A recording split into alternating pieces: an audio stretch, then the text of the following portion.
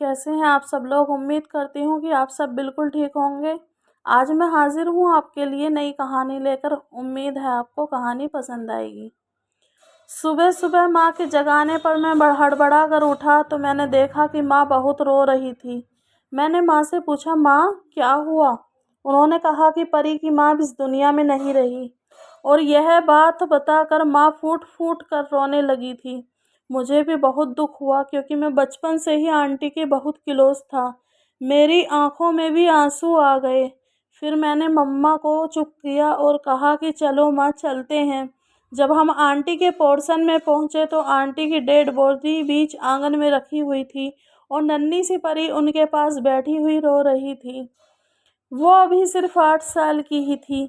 मैंने भागकर उस नन्ही सी गुड़िया को गोद में उठा लिया और उसे चुप कराने लगा। मेरे चुप कराने पर वह थोड़ी देर में चुप हो गई, लेकिन क्योंकि वह मेरे बहुत क्लोज थी। थोड़ी देर में आंटी का अंतिम संस्कार कर दिया गया और धीरे धीरे सब मेहमान चले गए। घर में सिर्फ माँ और मैं और परी ही बचे थे। ऐसे लग रहा था जैसे सब रिश्तेदार उससे जान छुड़ाना चाहते थे। माँ उसे छोड़कर नहीं जाना चाहती थी। अंकल की 4 साल पहले ही एक्सीडेंट में डेथ हो गई थी। माँ ने उसे गोद में उठाया और हम घर की तरफ चल दिए। मैं परी को बहुत प्यार करता था, उसे बिल्कुल अपनी छोटी बहन की तरह मानता था। मेरे पापा की मेरे बचपन में ही डेथ हो गई थी।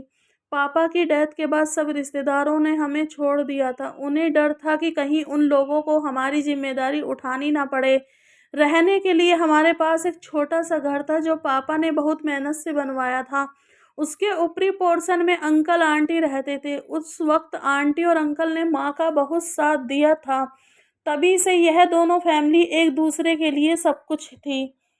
धीरे धीरे वक्त बीतता गया। जब मैं 10 साल का हुआ तो आंटी के घर में एक नन्ही सी गुड़िया आ गई। उसका नाम मैंने ही रखा था, परी। वो थी भी बिल्कुल परी जैसी, दूधिया रंगत, नीली आंखें। मुझे वही गुड़िया ही लगती। स्कूल से आने के बाद मैं खाना बाद में खाता, पहले उसे गोद में उठाकर प्यार करता। धीरे धीरे यूं ही वक्त बीतता गया। नन्ही परी अब 4 साल की हो चुकी थी और फिर एक दिन अचानक उसके पापा की डेथ हो गई और आज 8 साल बाद उसकी माँ भी इस दुनिया से चली गई। वह बिल्कुल अकेली थी, हमारे अलावा इसका कोई नहीं था। धीरे धीरे यूं ही वक्त बीतता गया। वह 18 साल की हो चुकी थी और अपनी पढ़ाई कर रही थी। मैं भी अपनी पढ़ाई कंप्लीट करके जॉब के लिए अप्लाई कर रहा था। मुझे एक अच्छी कंपनी में जॉब मिल गई थी। मैं बहुत खुश हुआ जब मैंने घर का सारा खर्च अपने कंधों पर उठा लिया था। माँ भी बहुत खुश थी। मैं ऑफिस में अपने साथ काम करने वाली सोनिया से मोहब्बत करने लगा था। वह भी मुझे पसंद करती थी। धीरे धीरे हमारा प्यार परवान चढ़ने लगा। अभी घर में किसी को कुछ भी नहीं पता था। मुझे जॉब करते हुए 2 साल हो गए थे। मेरी उम्र 30 साल हो चुकी थी। माँ को मेरी शादी की चिंता सताने लगी। एक दिन माँ ने मुझसे कहा कि वह मेरे लिए लड़की देख रही हैं। तो मैंने उन्हें सानिया के बारे में बता दिया। माँ बहुत खुश हुई और कहने लगी कि मैं उससे मिलना चाहती हूँ। मैंने कहा ठीक है। अगले दिन मैं माँ और परी को लेकर सानिया के घर पहुँच गया। परी कुछ चुप चुप सी थी। मेरे पूछने पर उसने कहा कि कोई बात नहीं, बस ऐसे ही तबीयत ठीक नहीं है। माँ को सानिया बहुत पसंद आई और उन्होंने मंगनी की अंगूठी सानिया को पहना दी। सानिया और मैं बहुत खुश थे। मुझे कनाडा से जॉब के लिए ऑफर आया था। मैंने यह बात माँ को बताई। माँ बहुत खुश हुई। मैंने कहा, माँ शादी के बाद मैं और सानिया कनाडा शिफ्ट हो जाएंगे। आप और परी यहीं रहेंगे। फिर कुछ वक्त बाद जब वहाँ सब कुछ सेटल हो जाएगा तो मैं आपको और परी को भी वहीं बुला लूँगा। माँ ने कहा ठीक है। यह बात सुनकर सानिया भी बहुत खुश हुई थी। लेकिन परी को पता नहीं क्या हो गया था। वह बहुत गुमसुम रहने लगी थी। किसी से ज़्यादा बातें नहीं करती, बस अपने कमरे में ही रहती। मुझे यह बात खलने लगी थी। मैं उसको देखता तो परेशान हो जाता। माँ ने भी नोटिस कर लिया था और वो भी पूछने लगी थी, क्या हुआ परी? लेकिन परी कोई जवाब नहीं देती। धीरे धीरे यूं ही शादी का दिन आ गया। शादी वाले दिन घर मेहमानों से भरा हुआ था। मैं दूल्हा बना हुआ शादी हॉल में जाने के लिए तैयार खड़ा था। परी कमरे से बाहर ही नहीं निकल रही थी। माँ उसे बहुत बार बुलाने गई लेकिन वह नहीं आई। फिर मैं उसे बुलाने के लिए कमरे में गया तो मैंने देखा कि उसने अपने हाथ की नस काट ली थी और वह बेहोश पड़ी हुई थी। मैं घबरा गया। अपनी परी की ऐसी हालत देखकर मैं ज़ोर-ज़ोर से चिल्लाने लगा। सब मेहमान और माँ कमरे में भागते हुए आए और फिर जल्दबाजी में उसे अस्पताल पहुँचे। उधर सानिया मंडप पर मेरा इंतज़ार कर रही थी। मैंने उसे सारी सिचुएशन बताई तो सानिया कहने लगी, मैं भी तो तुम्हारा इंतज़ार कर रही हूँ। तुम्हारे घर में इतने मेहमान हैं, कोई भी परी के साथ रह सकता है। मुझे सानिया की बात बहुत बुरी लगी। इतने में डॉक्टर ने आकर बताया कि परी अब खतरे से बाहर है। उधर हाल में सब मेहमान वापस अपने अपने घर चले गए थे। मैंने सानिया को फ़ोन किया तो उसने फ़ोन उठाकर मुझे बहुत बुरा भला कहा और कहा कि अब मैं शादी नहीं करूँगी। मुझे लगा अब सब कुछ ख़त्म हो गया है, शायद अब सानिया मुझसे शादी नहीं करेगी। लेकिन माँ ने फ़ोन करके सानिया के माँ पापा को हमारे घर बुला लिया और हम भी परी को डिस्चार्ज करके घर की तरफ रवाना हो गए।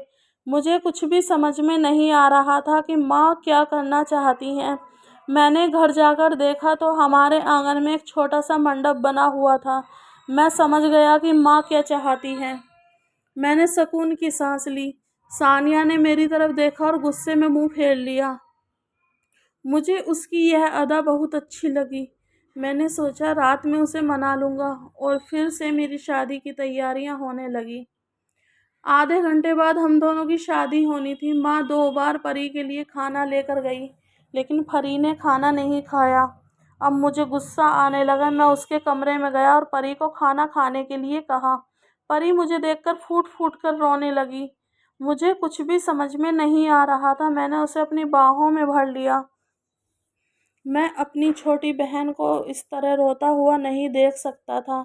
मैंने उसे चुप करते हुए कहा, बोलो क्या बात है, क्यों परेशान हो, तुमने ऐसा क्यों किया। लेकिन वो कुछ भी नहीं बोल रही थी, बस चुपचाप मुझे देखे जा रही थी। वह रोती रही। इतने में कोई मुझे बुलाने आया कि चलिए मंडप पर सब आपका इंतज़ार कर रहे हैं। मैं परी का हाथ पकड़कर बाहर जाने लगा तो परी ने अपना हाथ छुड़ा लिया। मैं असमंजस में उसे देखने लगा। परी कहने लगी, आप मत जाएं प्लीज़। मैं पलट कर उसे देखने लगा और कहा, नीचे तुम्हारी भाभी मेरा इंतज़ार कर रही है। पहले ही इतना कुछ हो चुका है, प्लीज़ चलो तुम। फिर उसने जो बात कही मुझे ऐसे लगा जैसे मेरे सर पर किसी ने बम फोड़ा हो। वह रोते जा रही थी और मैं अपना सिर पकड़कर वहीं बैठ गया। सोचने लगा कि यह लड़की पागल हो गई है क्या। परी कह रही थी कि वह मुझे बेइंतहा मोहब्बत करती है और वह मुझे किसी और के का होते हुए नहीं देख सकती।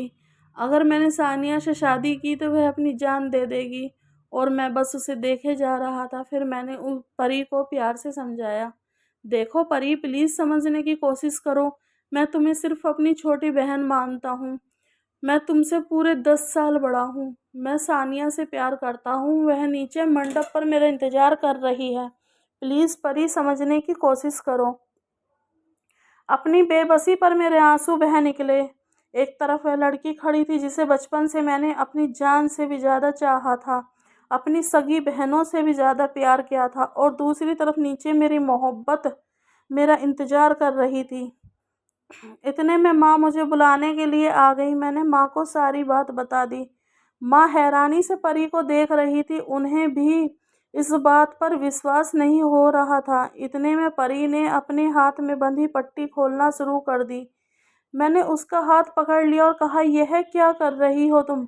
वह बोली, वह जीना नहीं चाहती, वह मर जाना चाहती है। अब मोहित क्या करेगा। क्या वह परी से शादी कर लेगा या परी को ऐसे ही छोड़कर सानिया के साथ शादी करके कनाडा चला जाएगा। आगे की कहानी देखिए पार्ट 2 में।